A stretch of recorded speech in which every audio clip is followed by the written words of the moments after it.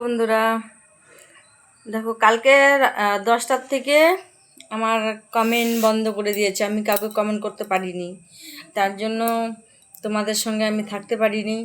এখন দেখো, ফেসবুক যদি কমেন্ট বন্ধ করে দেয় সেটা তো আমার দোষ নেই না, সেটা ফেসবুকের ব্যাপার। আমি তো মানুষকে কমেন্ট করতেই থাকি। আমার সামনে যে ভিডিও আসে আমি সেই ভিডিওতেই আমি লাইক কমেন্ট করি। দেখো, এখন দুদিন থেকে বন্ধ হয়ে আছে, আমি কমেন্ট লাইক করতে পারছি না। আমি কমেন্ট করতে যাচ্ছি আর লক করে দিচ্ছে আমাকে।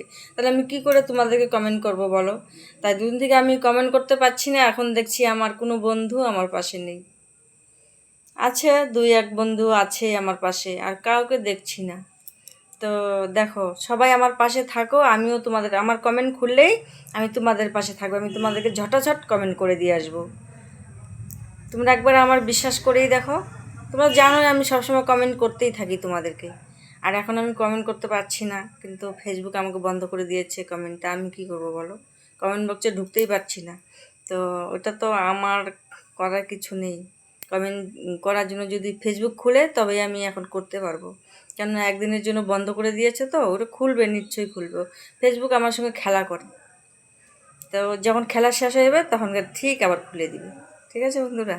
তাই তোমরা সবাই আমার পাশে থেকো, আমাকে লাইক কমেন্ট করো, শেয়ার করো। তো আমিও তোমাদেরকে শেয়ার লাইক কমেন্ট করবো।